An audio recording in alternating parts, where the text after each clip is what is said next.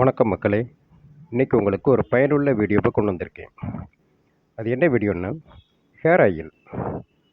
தலைக்கு அன்றாட முடி பிரச்சனை, இந்த குறைகளை தீர்க்கறதுக்கு உண்டான ஆயில் தான் இது. இது உங்களுக்கு பயனுள்ளதாக இருக்கும். நீங்களே வீட்டிலே தயார் செய்யலாம்.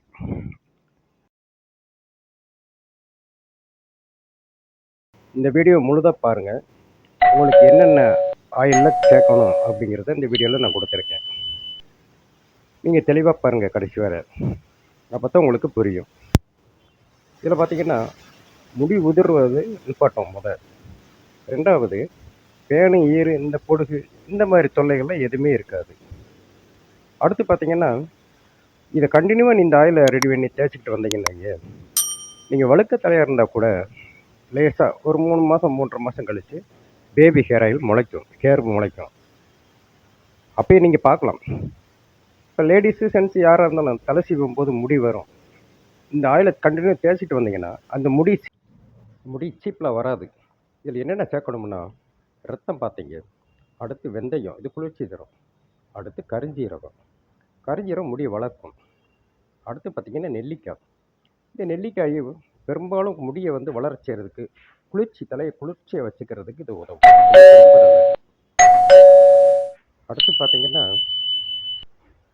இது ரோஸ்மேரி. இது முடியை வளர்ச்சி அடைய செய்யும், தூண்டுதலாக இருக்கும். அடுத்து வெள்ளை கரிசலாங்கண்ணி. இது முடி கருகருன்னு வைக்கக்கூடிய தன்மை உள்ளது. அடுத்து இது வெட்டி வேறு, நல்ல மணமாக இருக்கும், தலைக்கு குளிர்ச்சியாக இருக்கும்.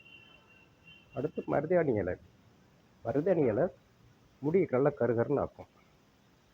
அடுத்து பார்த்தீங்கன்னா முதியோர் கூந்தல்னு சொல்லுவாங்க இந்த இதுக்கு பேர். அடுத்து பார்த்தீங்கன்னா நம்ம கருவேப்பிலை முடியை வளர்கிறதுக்கு தூண்டுதலாக இருக்கும். வேம்பாலம் பட்டை, இது முடியை வளர்ச்சி அடைச்சு. இது கரும்புலான்னு பேர். இது அவரி இலை நல்லது. இத்தனை சேர்ந்து சுத்தமான நாட்டு செக்கில் ஆட்டின தேங்காய் எண்ணெயில் அந்த மூலிகை இலையெல்லாம் போட்டு நல்லா கொதிக்க வர எண்ணெய் இல்லாத இலைகளை போட்டு நல்லா காய்ச்சி எடுக்கிறோம். ஆனால் ரத்தத்தை இது கூட கலக்க மாட்டோம். ரத்தத்தை இது கூட கலந்தோம்னா ரத்தத்துடைய இறந்து போகும். அது வேஸ்ட்டு, பிரயோஜனம் இல்லை. இதை காய்ச்சி இறக்கி வச்சு நல்லா ஆற வச்ச பிறகு தான் ரத்தத்தை மிக்ஸ் பண்ணுவோம். மிக்ஸ் பண்ணி ஒரு 35 நாள் 40 நாள் அப்படியே ஊற வச்சுருவோம்.